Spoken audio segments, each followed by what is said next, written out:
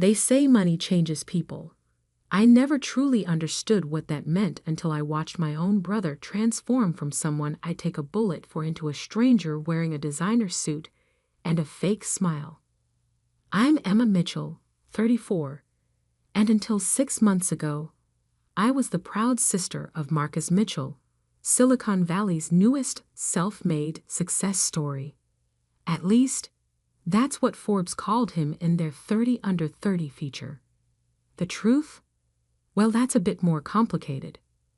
Growing up, Marcus and I were inseparable. Just 14 months apart, we were more like twins than regular siblings. While our parents worked double shifts at their restaurant to keep us fed and clothed, we looked after each other. I helped Marcus with his math homework. He scared away the boys who tried to bully me in middle school. When I got my first job at 16, I split every paycheck with him so he could buy the computer parts he dreamed about. One day, he'd say, hunched over his latest technological experiment, I'm going to create something amazing. Something that'll change the world. And when I do, we'll never have to worry about money again. I believed him. How could I not? Marcus had always been brilliant, even if he was terrible at showing it in school. While other kids played video games, he learned to code. While they went to parties, he built computers from scraps he found at the local electronics recycling center. I was his biggest cheerleader, his constant supporter, and sometimes his only friend. When our parents' restaurant failed during the recession of 2008, I put my college plans on hold. Instead of pursuing my dream of becoming an architect, I took a job as a bank teller to help keep our family afloat. Marcus was devastated when I told him, "You can't give up college," he argued, his eyes filling with tears. "You've worked so hard for this." But I just smiled and hugged him. "It's not giving up," I told him. "It's investing in our future. You're going to do great things, little brother. Someone needs to make sure you get there." And for 10 years, that's exactly what I did. I worked my way up from teller to branch manager, taking night classes when I could afford them. Every spare dollar went into supporting Marcus's dreams. When he needed seed money for his first startup attempt, I emptied my savings account. When that failed, I took out a personal loan to fund his second try. When that one crashed too, I refinanced my small condo to give him one more shot. "Third time's the charm," I joked, handing him the check for $50,000. He hugged me so tight, I could barely breathe. "I'll pay you back double," he promised. "Triple. You'll see, Eve. This time, it's going to work." And surprisingly, it did. Mitchell Tech Solutions launched in 2020, just as the world was going digital. Their security software caught the attention of several major tech companies, and suddenly Marcus was everywhere. Tech magazines, business podcasts, startup conferences. My little brother had become the success story he'd always dreamed of being. I couldn't have been prouder. Even when he moved to a luxury apartment in San Francisco and started wearing suits that cost more than my monthly mortgage payment, I was just happy to see him living his dream. The fact that he hadn't paid back any of my loans yet didn't bother me. He was busy, I told myself. Building an empire takes time. Then came the announcement. Marcus was getting married to Victoria Blackwood, daughter of telecommunications mogul Robert Blackwood, the woman he'd met at some exclusive tech conference 3 months ago. The wedding would be at the Blackwood estate in the Hamptons, with a guest list that read like a who's who of Silicon Valley. "It's going to be perfect," Marcus told me over the phone, his voice distant and distracted. "Victoria's planned everything. Oh, and she needs another $50,000 for the flowers and the ice sculpture. Can you help out? Just one last time?" I was at the bank within the hour, taking out another loan against my condo. This was my brother's big day, his chance to truly become part of the elite circle he'd worked so hard to join. Of course, I would help. The wedding invitation arrived 2 weeks later, a gorgeous thing of handmade paper and gold leaf. I was admiring it at my kitchen table when my phone buzzed with a text from Marcus. Need to talk. Video call in 5. When his face appeared on my screen, something was different. The warmth in his eyes, the one that had survived all our struggles, was gone. In its place was something cold, calculating. There's been a change of plans, he said, not quite meeting my eyes. About the wedding. Victoria thinks it would be better if you didn't come. The world seemed to tilt sideways. What? It's just, he cleared his throat. The guest list includes some very important people. CEOs, investors, potential partners. Victoria thinks, well, we think it might be awkward having a bank manager there.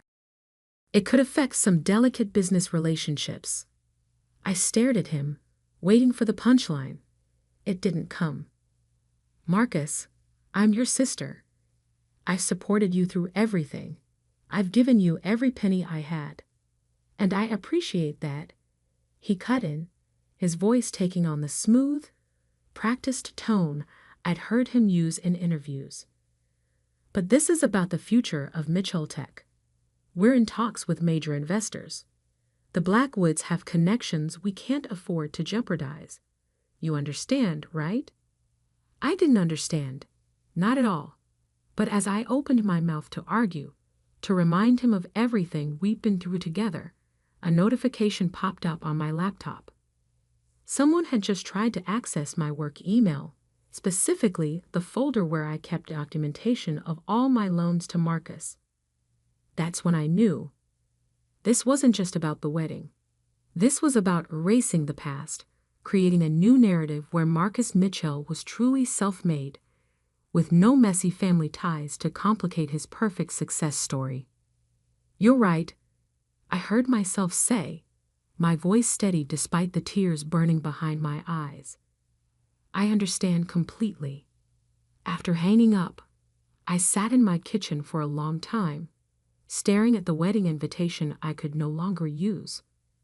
Then I opened my laptop and started digging through years of financial records, emails, and text messages. If Marcus wanted to rewrite history, he should have remembered one thing. I'm the one who taught him to always keep receipts. What I found in the next few hours would change everything. But that night, I just sat there, watching the sun set through my kitchen window, mourning the loss of the brother I thought I knew. Little did I know, this was just the beginning. The real story, the one that would eventually attract the FBI's attention, was about to unfold in ways none of us could have predicted. The thing about working in banking for 15 years is that you develop an eye for patterns. Numbers tell stories if you know how to read them, and the story I uncovered in the week following Marcus's wedding invitation was one that made my blood run cold.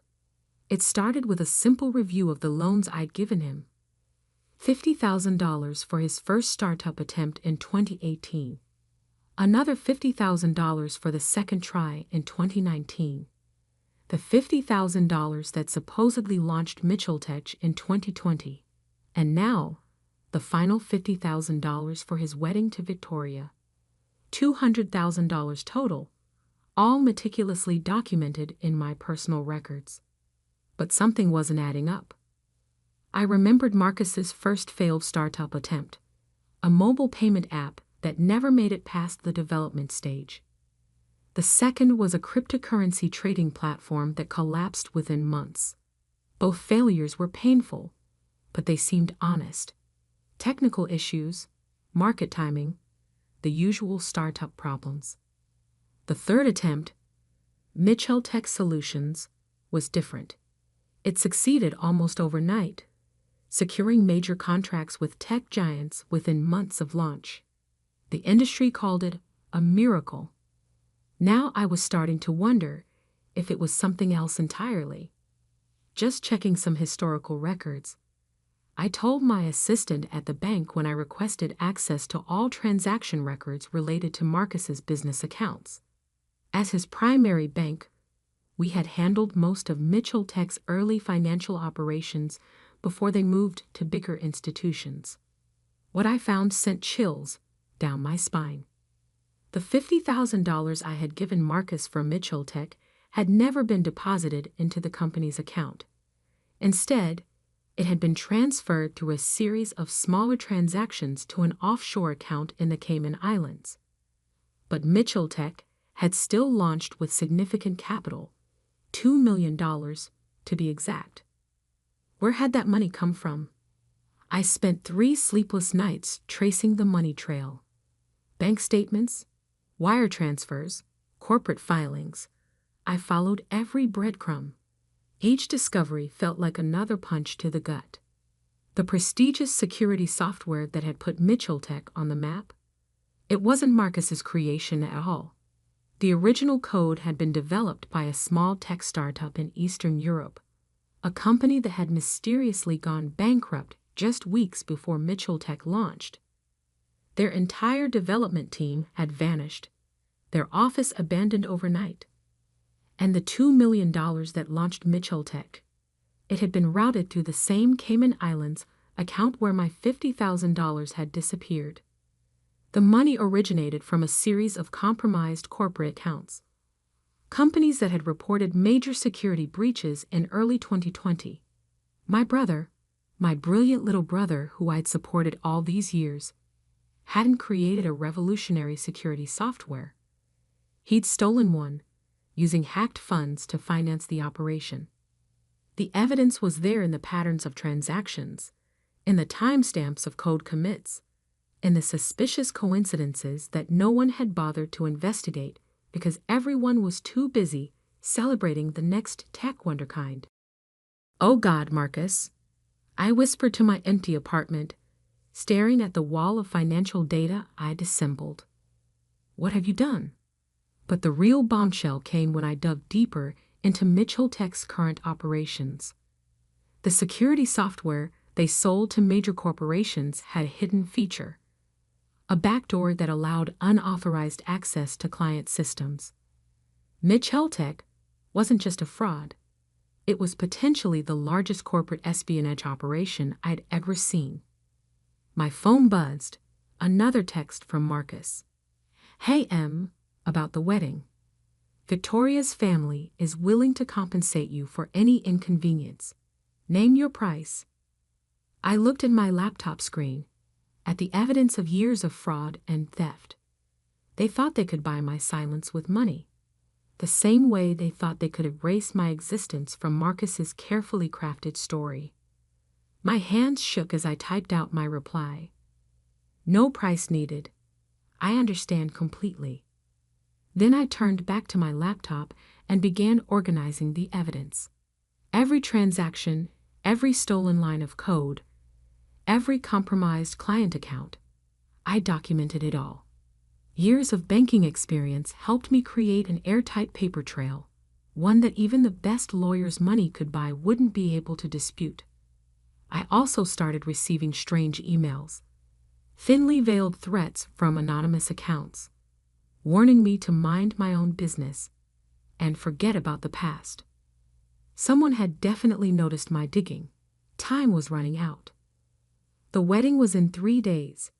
The guest list included CEOs of companies that had been compromised by Mitchell Tech's backdoor, investors whose money had been used to launder the stolen funds, and tech journalists eager to celebrate another self-made success story. Perfect. I booked a flight to New York and packed my laptop. In my carry-on, I placed a USB drive containing every piece of evidence I'd gathered. A second copy was safely stored in an encrypted cloud account, set to automatically send to the FBI and SEC if anything happened to me. As I locked up my condo, Another text from Marcus arrived. You're making this harder than it needs to be. Just name your price. Everyone wins. I thought about the brother who used to share his dreams with me, who promised we'd change the world together. I thought about the man he'd become, willing to steal, lie, and threaten to maintain his facade of success. You're right, I texted back. Everyone will get exactly what they deserve. The next morning, I boarded a flight to New York. In 48 hours, I would crash my brother's $1 million wedding. But first, I had some visits to make. To the FBI field office in Manhattan, to the SEC's Enforcement Division, and to a few very interested journalists. Marcus had always said he wanted to make headlines. Well, I was about to help him do exactly that. As the plane took off, I closed my eyes and remembered something our parents used to say back in the restaurant. The truth, like cream, always rises to the top. It was time to let the truth rise. The Hampton estate where the wedding would take place was visible from the air as we descended into New York. A sprawling mansion by the ocean, its grounds transformed into a fairy tale venue for what the society pages were calling the tech wedding of the year. Little did they know, it was about to become famous for very different reasons. The morning of the wedding dawned bright and clear. From my hotel room in Southampton, I could see the steady stream of luxury cars heading toward the Blackwood estate.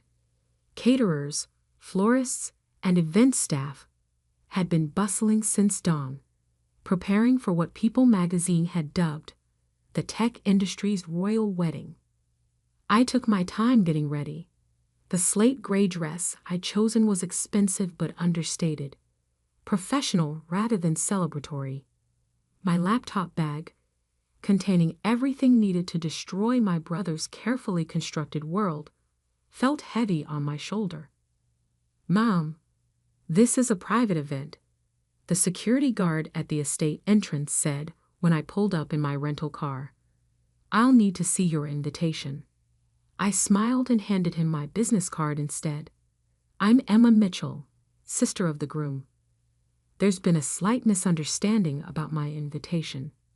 Why don't you call Marcus and let him know I'm here?" The guard looked uncertain, but I saw the moment he registered my last name. He stepped away to make a call, and I waited, watching more guests arrive in their designer outfits and luxury vehicles. 5 minutes later, Marcus appeared, looking immaculate in his custom tuxedo. But I could see the tension in his jaw, the barely controlled panic in his eyes. What are you doing here?" he hissed, pulling me aside.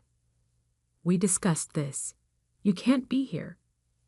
"Actually," I said, keeping my voice level, "we need to talk. Now, before the ceremony." "There's nothing to talk about. I've offered to compensate you." "For what, Marcus? For the $200,000 in loans? For erasing me from your life? Or for using my banking credentials to help you launder stolen money?" The color drained from his face. Behind him, I could see Victoria approaching in a silk robe, her professional makeup only half complete. "Marcus, darling, is everything all right?" she called out. Then she saw me, and her perfectly shaped eyebrows drew together in annoyance. "What is she doing here?" "She was just leaving," Marcus said quickly, gripping my arm. "Weren't you, Em?" I pulled free of his grasp. "No, actually, I think I'll stay. I've brought a wedding gift that everyone needs to see." Victoria's face hardened. "Security," she called out. "I wouldn't do that," I said calmly, loud enough for nearby guests to hear. "Unless you want the FBI agents parked down the street to come in early. They're very interested in Mitchell Tech's operations, especially that backdoor in your security software. The one you've been using to steal corporate secrets from your clients." A small crowd had gathered now, drawn by the drama unfolding at the entrance. I could see Robert Blackwood, Victoria's father, pushing through the onlookers. "What's going on here?" he demanded. "Nothing," Marcus said quickly. "Just a family misunderstanding. And please, let's talk about this privately." I shook my head. No more private talks. No more secrets. I turned to address the growing crowd of guests. "Ladies and gentlemen, I apologize for interrupting the festivities. But there's something you need to know about the man you're here to celebrate." "Stop this," Marcus pleaded, reaching for me again. But I was already pulling out my laptop. "Your invitation said no gifts were necessary, but I brought one anyway. A presentation about how Mitchell Tech really started, about where that revolutionary security software really came from, about what it's been doing to your company's systems all this time." Robert Blackwood stepped forward, his face darkening. "What is she talking about, Marcus?" "She's lying," Victoria cut in. "She's just jealous of Marcus's success. Security. Remove her?" "Before you do," I said loudly, "you might want to check your phone, Mr. Blackwood. I believe you just received some very interesting emails about your future son-in-law's business practices." The crowd murmured as phones started buzzing. I timed my evidence dumps perfectly. Emails going out to all major Mitchell Tech clients and investors just as I arrived at the wedding. Marcus lunged for my laptop, but it was too late. I'd already connected it to the venue's massive display screens, the ones meant to show romantic photos during the reception. Instead, they now displayed transaction records, code snippets, and irrefutable evidence of years of fraud. "That $2 million startup capital," I announced to the stunned crowd. "Stolen from hacked corporate accounts, the security software you're all using. Stolen from a small company in Eastern Europe after Marcus arranged for their mysterious bankruptcy. And that backdoor you never knew about. It's been collecting your corporate secrets for 2 years." The chaos that erupted was almost beautiful in its completeness. CEOs frantically calling their IT departments, investors shouting into phones, journalists who'd come to cover a society wedding suddenly finding themselves with a much bigger story. "You ruined everything," Marcus snarled, his carefully crafted mask finally cracking completely. "I gave you a chance to name your price." "Some things aren't for sale," I replied. "Like the truth or family loyalty." Victoria had disappeared, along with her father. In the distance, I could hear sirens approaching. Federal agents. The FBI's arrival was almost anticlimactic after everything else. They moved through the crowd with practiced efficiency, heading straight for Marcus. As they led him away in handcuffs, past shocked guests, and frantically clicking cameras, he looked back at me one last time. For a moment, I saw a flicker of that little boy who used to share his dreams with me. "Why, Em?" he asked, his voice breaking. "I would have given you anything." "Because you forgot something important, little brother," I said softly. "Success built on lies isn't success at all. It's just a bigger lie." The aftermath was exactly what you'd expect. Mitchell Tech's collapse made headlines for weeks. Tech wonderkind revealed as corporate spy, ran alongside wedding day arrest exposes Silicon Valley fraud. The FBI's investigation uncovered even more than I had. A network of cybercrimes spanning 3 continents. Victoria and the Blackwoods quickly distanced themselves, their PR team working overtime to paint themselves as victims. Most of Mitchell Tech's clients filed lawsuits. The stolen money was traced and returned, including my $200,000 in loans. I testified at Marcus's trial 3 months later. He didn't look at me once during my testimony about how he'd used my banking access to facilitate his crimes. He took a plea deal in the end. 15 years with possibility of parole, plus restitution to all his victims. The day after the sentencing, I received a letter from him in prison. "Dear M," it began. "I forgot who I was trying to become someone else. I forgot that real success was having a sister who believed in me enough to sacrifice everything. I forgot that the dreams we shared were worth more than all the fake success in the world. I know it's too late to fix what I broke, but I hope someday you can forgive me. Your brother, Marcus." I read the letter several times, tears blurring the words. Then I put it away in a drawer and went back to work. Not at the bank. I'd taken a new job, heading up fraud prevention for a major tech company. Turns out my experience with Mitchell Tech made me quite valuable in that field. Sometimes, late at night, I look at old photos of Marcus and me from before all this happened. I remember the brother who dreamed of changing the world, who just wanted to make something amazing. I wonder where that boy went wrong, and if he's still in there somewhere behind prison walls. But I don't regret what I did, because sometimes loving someone means holding them accountable. Sometimes the kindest thing you can do is let the truth come out, no matter how much it hurts. They say money changes people, but I've learned it's not the money. It's what people are willing to do for it. The choices they make, the lines they cross, the people they're willing to sacrifice. In the end, Marcus got what he'd always wanted.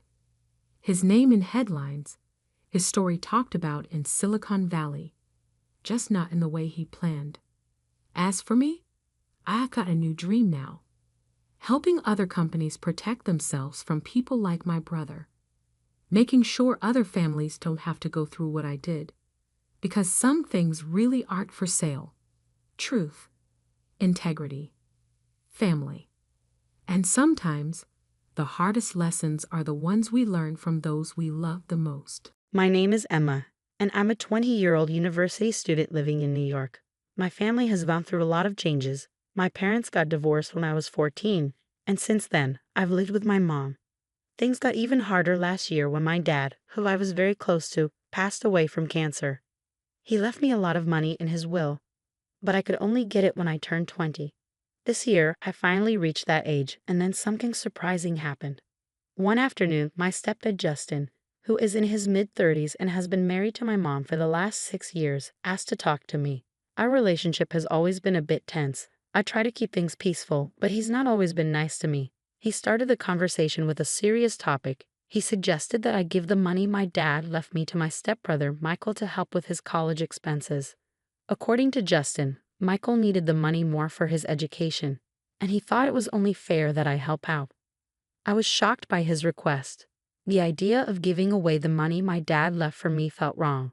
I tried to explain to Justin that this inheritance was something my dad wanted me to have for my future, but Justin didn't agree. He insisted that I didn't need the money and that Michael's needs were more important. Despite his pressure, I stood my ground.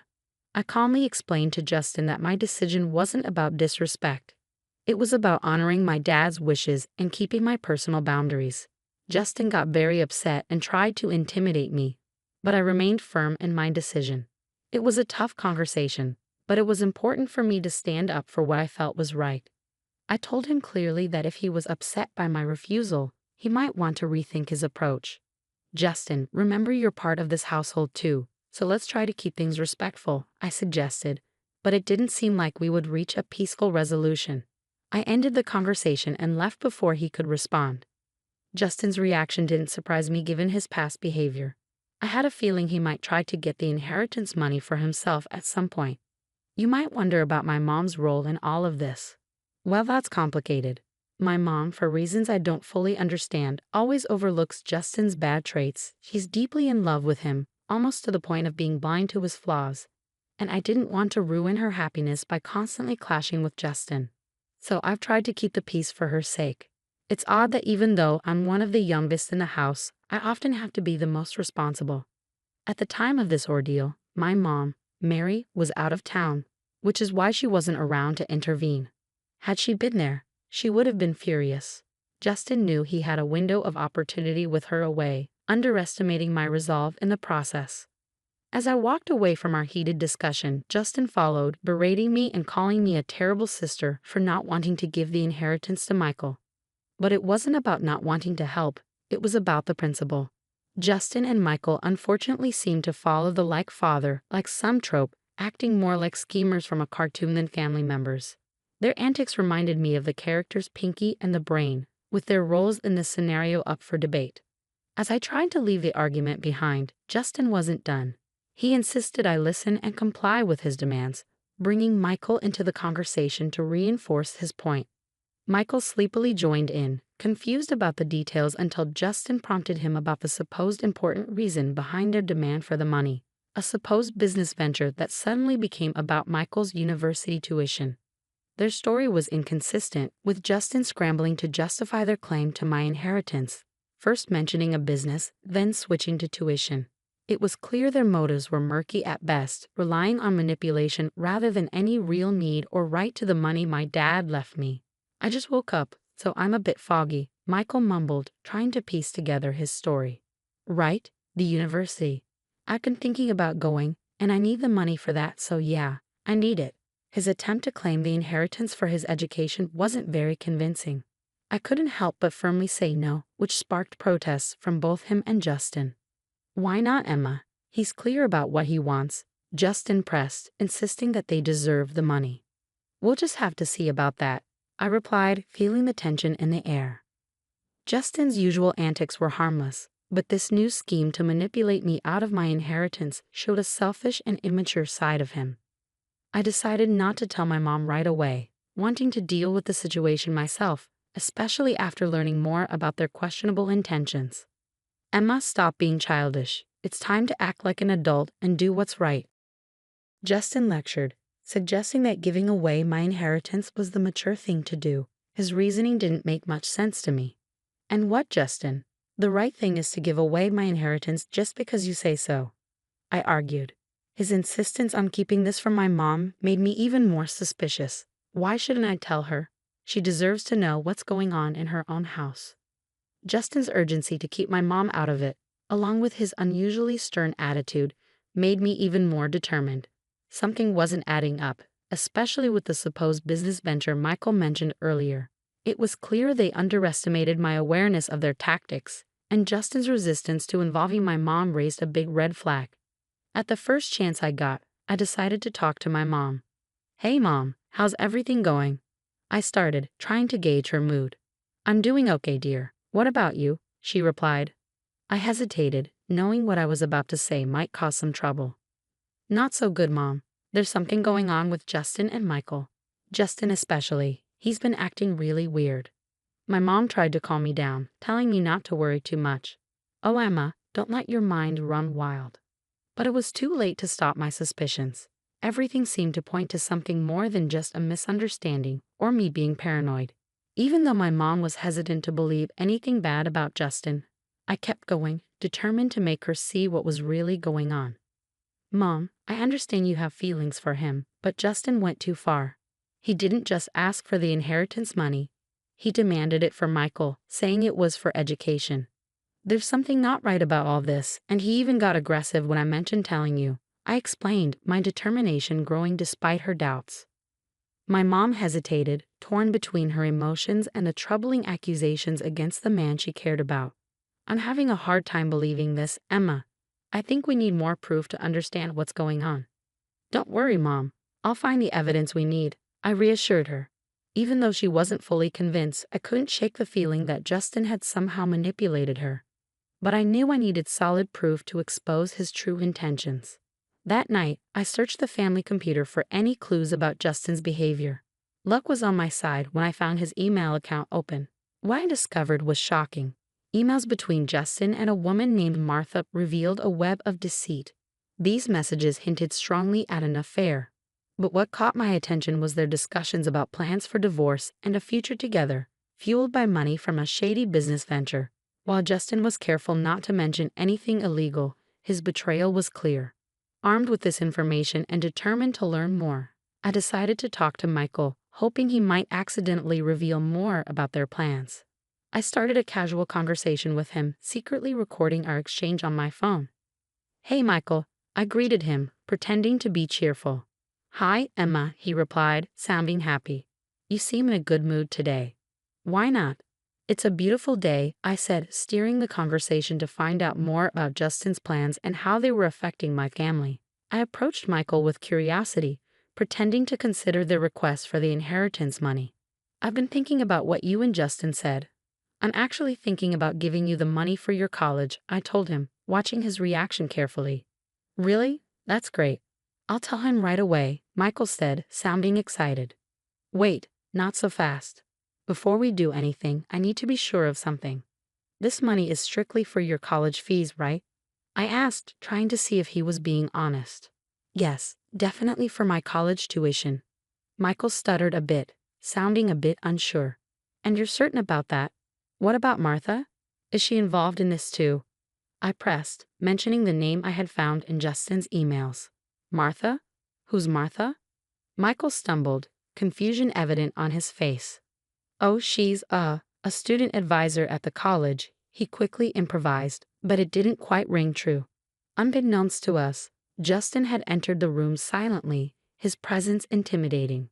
"I don't appreciate you interrogating my son like this," he interjected, his tone stern. "I was just asking about where the money is going. If I'm considering giving it away, I want to make sure it's being used properly," I explained, trying to stay calm. Justin's response was sharp. "Once you give money away, it's no longer your concern. It's not up to you anymore." The audacity of his statement stunned me, especially when he followed it up with a threat. "You're not just thinking about giving us the money, you will give it to us, or you'll find yourself out of this house." Michael looked just as shocked as I felt by his father's sudden escalation. "Dad, this isn't what we talked about," he started, but Justin cut him off, asserting his authority and threatening to kick me out if I didn't do as he said. I chose to stay silent, retreating to my room while recording the entire confrontation. Justin had no idea that his true colors were being recorded. Once I was safe in my room, I gathered all the evidence I had against him. It felt like I was a detective in one of those crime shows, piecing together the puzzle. I had audio recordings and email screenshots, all pointing to Justin's deceitful behavior and his affair with Martha. Feeling the weight of my findings, I knew it was time to involve my mom. "Mom, are you sitting down? I have something important to tell you, and it's not easy," I said, preparing her for what I was about to reveal. Breaking the news to my mom was difficult. I started by telling her about the unsettling discoveries I had made. At first, she found it hard to believe, but when I played the audio recording of my conversation with Justin, her denial started to fade, replaced by a mix of shock and heartbreak. "Why would he do such things? Why be so cruel?" she asked, her voice breaking with every word. "It's difficult to accept, but we're dealing with someone who doesn't have our best interests at heart," I replied gently, trying to offer support despite the harsh truth. "I hate to say it, but he's not the person we thought he was." Hearing the truth from the recording was a turning point for my mom. "This is unacceptable. I can't believe I wasn't here to protect you from them," she said, her initial shock turning into determination. "Stay where you are. I'm coming back right away. And yes, I've locked my door," I reassured her. My mom's protective instincts kicked in. She was ready to confront Justin and make sure he regretted his actions. "He's going to realize he made a big mistake messing with our family," she said, her voice filled with determination. When she arrived, it was a moment of mixed emotions. We hugged tightly, sharing tears over the betrayal and the tough decisions ahead.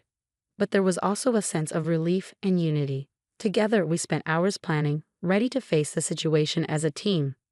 In the days that followed, Justin was puzzled by my mom's sudden return and her cold attitude towards him. He tried to act cheerful, probably hoping to charm his way out of any trouble. But my mom saw right through him. She wasn't swayed by his act and was preparing to take action. Concerned about the true nature of Justin's business and the potential misuse of the inheritance, my mom decided to bring in professional help. She hired a private investigator to dig deeper into Justin's activities and the mysterious emails. The thought of him planning to misuse the money for unethical purposes made her furious, and she was determined to protect us from his deceit. The private investigator's findings confirmed our worst fears and shed new light on Justin's schemes. My mom filled me in on the details, and together we prepared for the next steps. It was clear that this was more than just a family dispute. It was about standing up against manipulation and ensuring justice was served. The atmosphere in the room was tense, a mix of disbelief and determination hanging between us.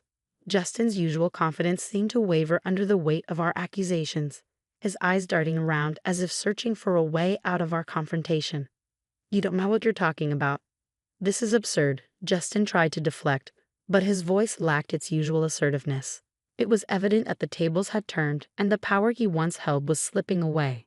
Caught in the middle of this familial turmoil, Michael looked from his father to us, his expression a mix of confusion and realization. Perhaps for the first time, he began to see his father for who he truly was, a revelation that seemed to shake him to his core. My mom, with a determined look fixed on Justin, stepped forward.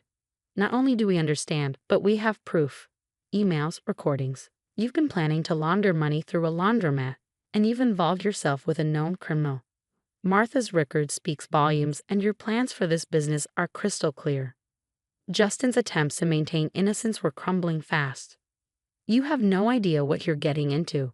This is my business, my life. You can't just barge in and." "But we can and we are," I interjected, supporting my mom's stance. "This isn't just about your business, Justin. This is about our lives, our safety. You've brought danger and illegality into our home, and we won't stand by and watch you destroy everything for your own selfish gains." The evidence was undeniable. The audio recordings of Justin's and Michael's conversations, the emails outlining their plans, and now their own admissions made it impossible for Justin to deny any longer. The camera in my hands, still rolling, captured every word, ensuring there was no way out for him. "You think you're clever, recording this, gathering evidence," Justin sneered, his composure cracking further. "You may think you've won, but..." "We don't think we've won, Justin. We know we have." My mom cut him off, her voice strong and unwavering. "What you've done is not only morally wrong but also illegal. You've endangered this family, exploited my trust, and now you're going to face the consequences." As the confrontation reached its peak, Michael finally spoke up, his voice barely above a whisper. "Dad, how could you?" It was a question heavy with betrayal and disillusionment, aimed at the man he had once looked up to. The room fell silent, the weight of the situation settling in. Justin, stripped of his usual confidence, seemed to shrink before us. It was clear the charade was over. My mom's next steps were evident. Legal action, separation, and ensuring the safety and security of our family. As we left Justin to grapple with the consequences of his actions, my mom and I knew the road ahead would be tough. But armed with the truth and evidence, we were ready to face whatever came next together. The veil of deceit had been lifted, revealing a newfound strength and unity between us, ready to rebuild and move forward. "I don't know what you're implying. Why don't we call Martha? Maybe she can clarify things." Justin attempted to deflect, his panic thinly veiled. "You think you have it all figured out. Martha is just a friend," he added. But his confidence was rapidly fading. "The compromising picture we found tells a different story," I countered, my voice steady despite the turmoil inside me. "And seriously, who uses email for affairs these days? It's incredibly reckless." Justin, visibly flustered, retorted, "You went through my personal stuff? That's outrageous." "No, Justin, what's outrageous is you," my mom interjected, her voice filled with indignation. "How dare you threaten my daughter over money that rightfully belongs to her? How dare you try to evict her from her own home? Your actions are indefensible. How dare you involve your son in your reckless plans, putting him at risk? And your audacity to plan illegal ventures with that money is unforgivable. Now, when it's time to face the consequences, you suddenly fall silent." She continued, her words sharp and slicing through the tension in the air. Justin, feeling cornered and desperate, snapped, "Get that camera out of my face." As he lunged towards me in a blind rage, I swiftly dodged his attempt, his aggression only emphasizing the seriousness of his unraveling. "Are you really about to attack my daughter? Do you understand the trouble you're in?" My mom exclaimed, her voice a mix of shock and fury. Justin, defiant until the end, sneered, "You think you know what's going on? You know nothing." "Well, let's see if the police agree with you. They should be here any minute now," I declared, watching closely for his reaction. "Police? You wouldn't dare," he blustered, but his confidence faltered as the sound of police sirens grew closer. Justin's usual arrogance faded, replaced by pure terror. It was the first time I'd seen him stripped of his bravado, revealing the coward underneath. "Please, Mary, let's not make this worse. I can explain," he pleaded, his voice cracking under the pressure. "Save your explanations for the judge, you disgraceful man," my mom retorted with a disgust that left no room for doubt. "And Michael, don't think you're off the hook. You'll face the consequences too." As the police arrived, it was evident that this marked the beginning of the end for Justin's schemes. My mom's powerful statement reverberated in the air, signaling a crucial moment of justice for us. "This should be a lesson to you about disrespecting my daughter and me. You're old enough to know right from wrong, and it's time for you to face the consequences." "Yes, Mom, I understand," Michael replied, acknowledging that he had crossed the line and needed to accept the consequences. "Come on, Grace, isn't this a bit extreme?" Justin attempted to argue, hoping for leniency. "On the contrary, this is just the beginning of what's deserved," my mom countered, her determination unwavering. "Emma, how's our live stream going?" she asked, adding a modern twist to ensure that justice was visible to all. "We have over 5,000 viewers tuning in. This is making an impact," I informed her, amazed at the digital audience we had attracted. And just to be perfectly clear, my mom addressed Justin directly, her voice firm and steady. "I want a divorce." "Yes, you heard it right," she declared, ensuring the live stream captured every word. The fallout from the live stream was immense. The drama unfolded in real time for over 5,000 witnesses, and the story quickly spread to local newspapers and tabloids. Being at the center of this whirlwind was surreal, witnessing the swift downfall of Justin, my soon-to-be ex-stepfather, and the complicit Michael. The satisfaction of seeing justice served was palpable. Justin's world crumbled as he lost his job, friends, and even the support of some family members who chose to distance themselves. Facing serious charges, his future hung in the balance, with the possibility of spending up to 20 years behind bars if found guilty. Meanwhile, Martha, his partner in crime, was also discovered by the police, facing similar charges and an uncertain future. Throughout the turmoil, my mom and I found strength in each other. Our bond deepened as we navigated through the chaos, emerging stronger on the other side. Weekends became our time to relax on the patio, drinks in hand, reflecting on the absurdity and cruelty of Justin's actions. It was a period of healing and reaffirmation for both of us. "Good riddance," we toasted, sharing a sense of relief and closure. Good riddance indeed. My in-laws were drunk at the wedding, but they didn't care even though people were whispering about them. They started yelling at me. "It's too late now that you're married, but if you want to be part of this family, you need to show us you have enough money," they said. "Yes, your dad is right, so make sure to give us $1,000 a month as a new bonus," they added. I was shocked by their demands. I couldn't believe they would say such things at my wedding reception. I just stared at them, feeling my face go pale. My dad took the microphone from them. "Enough is enough. Don't you realize you're embarrassing yourselves?" he said. "My name is Linda. I am a 30-year-old office worker. I am currently dating Larry, who is 32 years old. I met him through a friend who was worried about me being single, so she introduced us. After dating for a year, Larry proposed, and now we are about to get married. I lost my mother when I was very young, and my father raised me on his own. He worked very hard to take care of me. I didn't have many worries growing up, but losing my mom, who I loved so much, deeply hurt me. Because of this, I was very careful with my emotions. That's why I hadn't dated anyone seriously since my school days. I even thought it would be okay if I stayed single forever. Then I met Larry. At first, I didn't feel any romantic feelings for him, even though he asked me out many times. Larry really cared about me and was always a gentleman. Slowly, I began to open my heart to him, and we started dating. He kept caring for me, and I felt very happy. He became very special to me, and I started thinking I wanted to be with him forever. Then he proposed, and we decided to get married. Larry understood everything about me and was always kind to me no matter what. "Don't worry. If you're ever feeling unsure about something, I'll be here for you until you feel better. I love you, Linda. You can count on me, he would say. His words moved me. He promised to make me happy for the rest of my life. Just being with him warmed my heart. If he cared that much for me, I thought I should do the same for him. When I told my father that we decided to get married, he was so happy that he cried. Wow, Linda, you're finally getting married. I'm so happy for you, he said. Oh, Dad, you're being dramatic, I joked.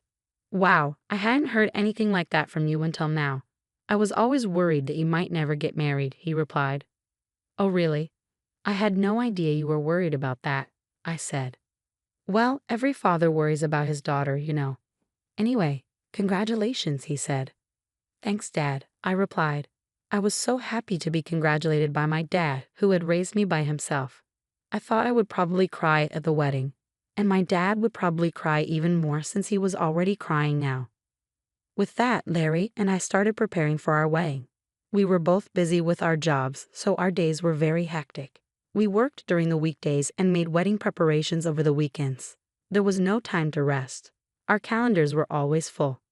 On a rare day off, we were supposed to visit Larry's parents' house. I was going to meet Larry's parents for the first time.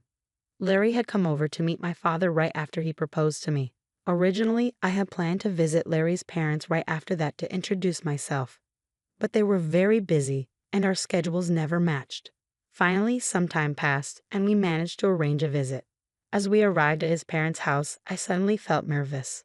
Don't worry, my parents are very kind, Larry reassured me. His words made me feel a bit better, and I rang the doorbell. It was his mother who opened the door. Mom, I'm home, Larry said. Welcome home, Larry. It's so good of you to come, his mother replied warmly. As she talked with her son, I greeted her as politely as I could. Nice to meet you. My name is Linda, and I'm Larry's fiancée. I see, so you're Linda, she said. Her voice was much lower than when she spoke to Larry, and her smile vanished. She looked me up and down as if judging me. Then she led us to the living room, where her cold attitude didn't change. Linda, I'm curious about what you bring to the table. Larry is our treasure and our only child. If you're going to marry him, you need to be a suitable wife. Are you worthy of him? She asked, more like an interrogation. I was taken aback by her question. I hadn't expected such a cold attitude from my future mother-in-law, and was at a loss for words. You're going to join our family, you know. Are you ready for that? She continued. True, marrying Larry meant joining his family. But it's not like Larry's family were the Kennedys or some well-known high society family. It's not like I was marrying into a royal family. Why was I being asked to make such a commitment? Besides, I wasn't even going to live with them. I don't like being pressured with questions like these. As I was trying to figure out how to respond, his mother seemed impatient with my slow reply and scolded me harshly. When I ask you a question, answer me right away. You're so rude, she snapped.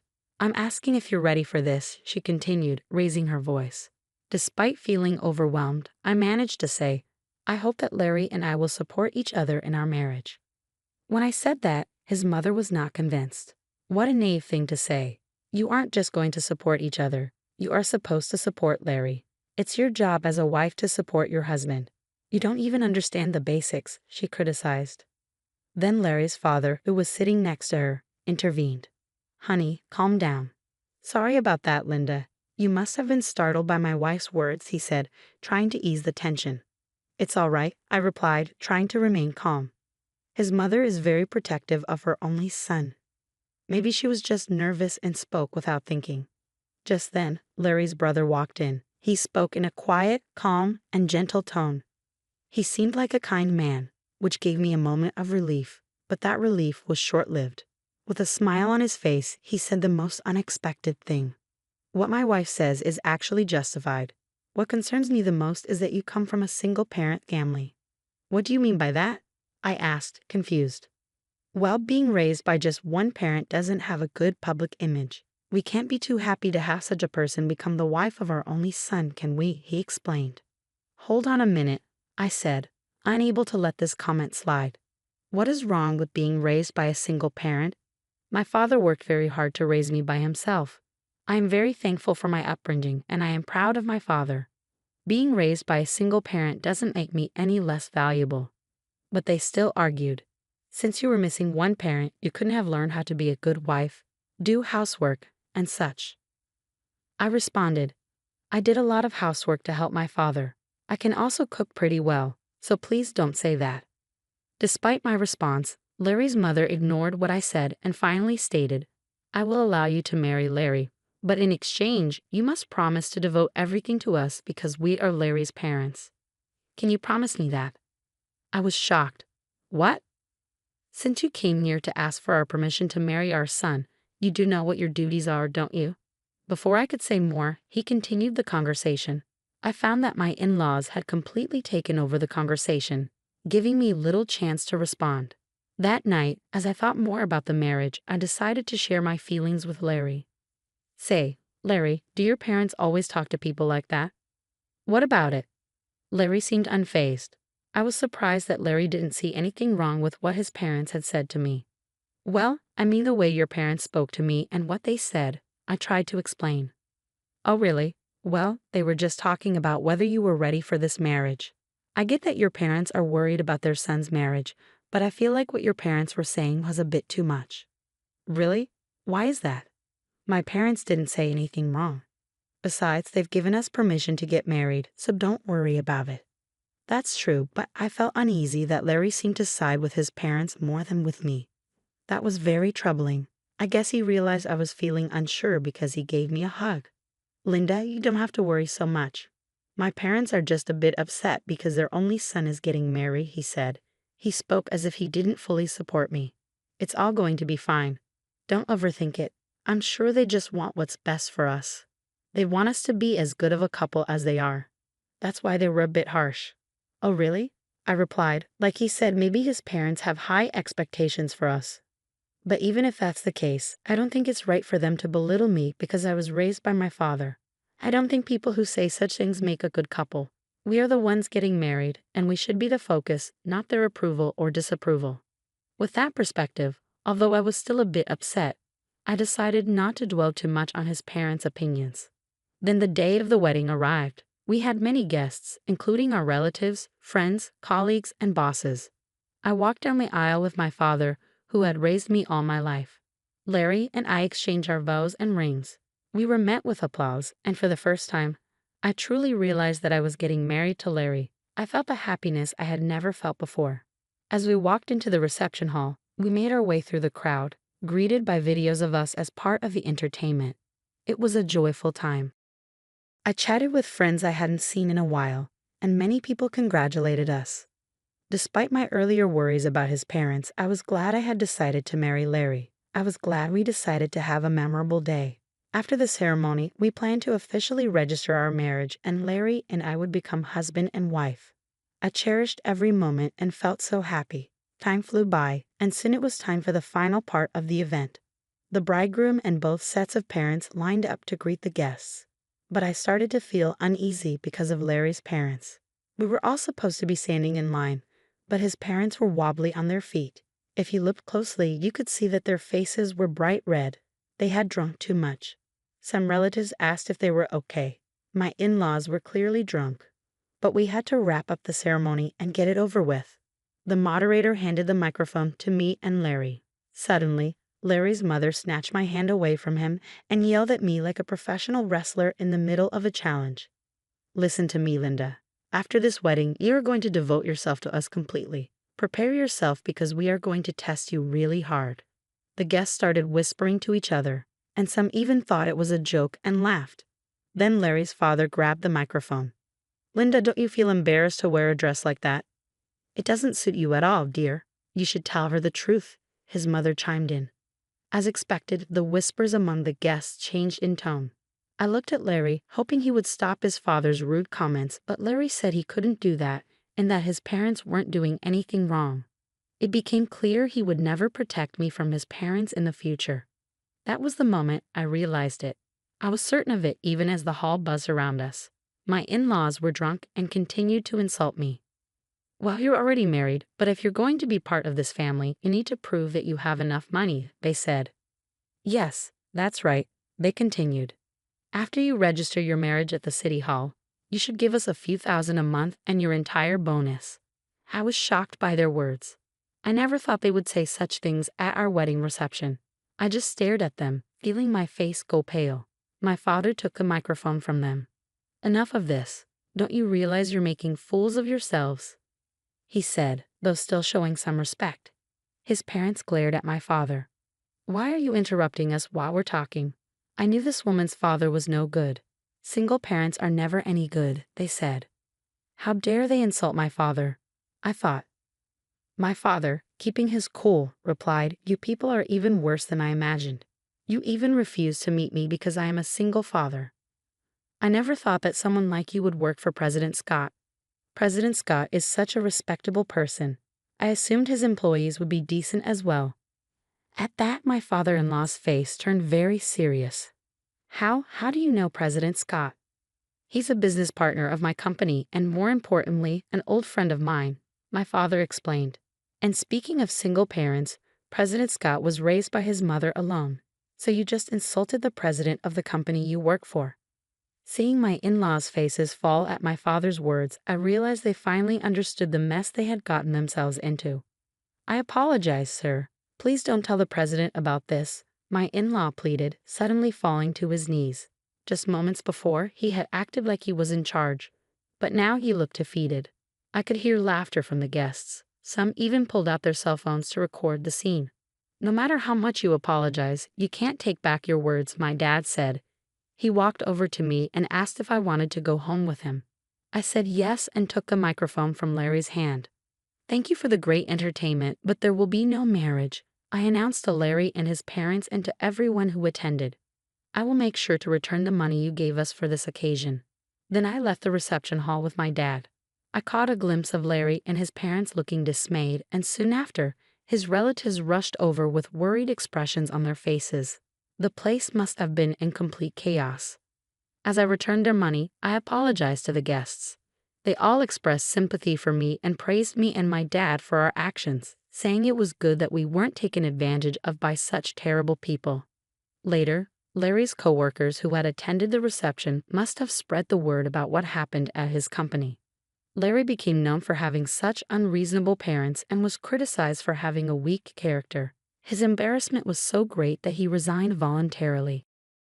Of course, the president of my father-in-law's company found out about the incident. Larry's father was demoted and sent to an insignificant division of the company, transferred to a remote office in the countryside.